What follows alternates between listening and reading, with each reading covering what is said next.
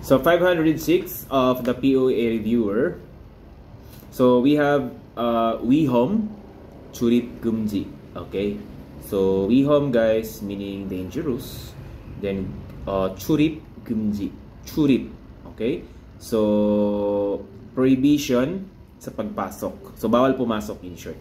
Okay. So no entry. Ganon. No? Ano kaya yung nasasabi dyan dito guys? Okay, so 이쪽으로만 출입을 하십시오. Okay, so 십시오 yung dulo, please. So please enter only in this side. Yun po yung ibig sabihin ng 이쪽으로, in this side. Then yung man guys, only this side. Okay? Then 출입을 하십시오. Please enter only this side. So tama po ba? No. Wala pong sinabi kasi 금지 guys, no, bawal. Okay, next, 위험하니까 들어오지 마십시오. Okay, yung number 2, 들어오다 is to come in, and then 지 마십시오, please don't. So please don't come in since delikado, dangerous, 위험하다.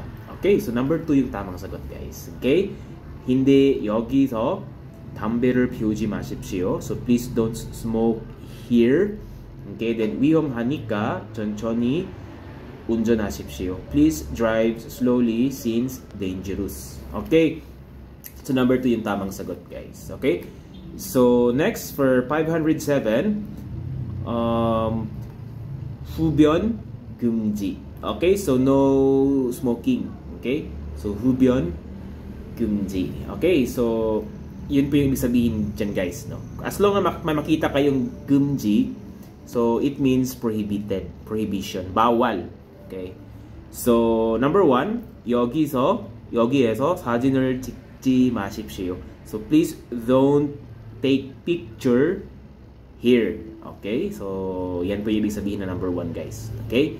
So I will not go into further details na kasi I think, no, kung talagang nagsisimula kayo sa video natin from the very first start sa number 1 hanggang umabot dito, so I guess you are already familiar with the grammatical structures and some words. Kasi paulit-ulit lang naman siyang lumalabas guys. Okay?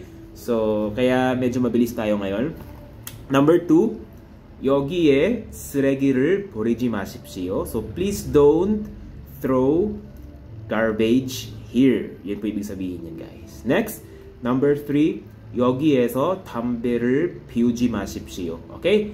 So, here, 담배 is cigarette. So, 피우지 마십시오. Please don't smoke. Okay? So, ibig sabihin yan guys, please don't smoke here. Yun po ibig sabihin ng 여기에서 담배를 피우지 마십시오. Okay? So, number 3 yung tamang sagot natin. Not number 4 kasi 여기에서 휴대전화를 쓰지 마십시오. So, please don't use yung 쓰 dyan guys. No? 쓰.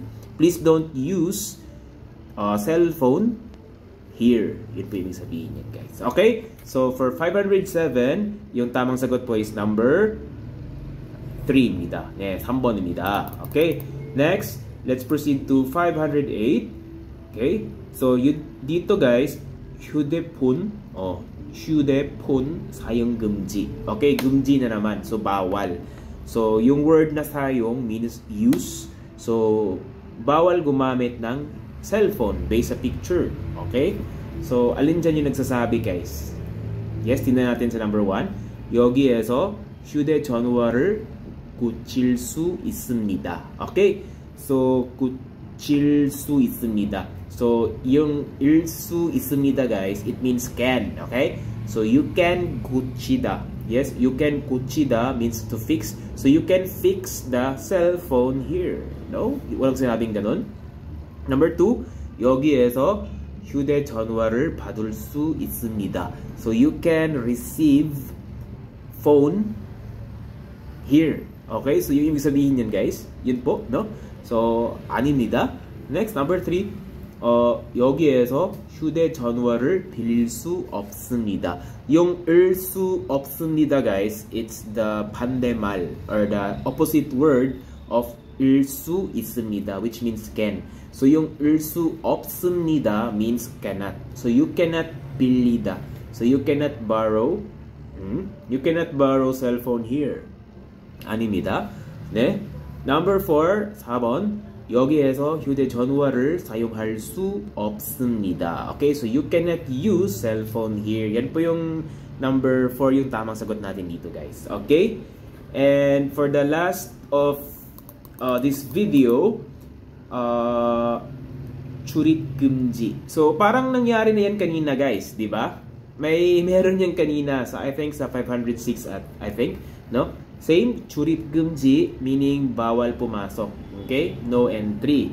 So, alin nga yun? Yes, number 4, 들어오지 마십시오. Again, 지 마십시오 means please don't. Please don't 들어오다 means to come in. Wag kang pumasok. Okay? Number 4 yung tamang sagot dito sa 509. Yung number 3 naman, 기대지 마십시오. Please don't 기대다. Lean. Sumandal. Ganon. Next, number 2, 손대지 마십시오. Please don't 손대다. To touch. Please don't touch. Then, 뛰지 마십시오. Please don't run. Okay? So again, 정답은 4번입니다. Okay?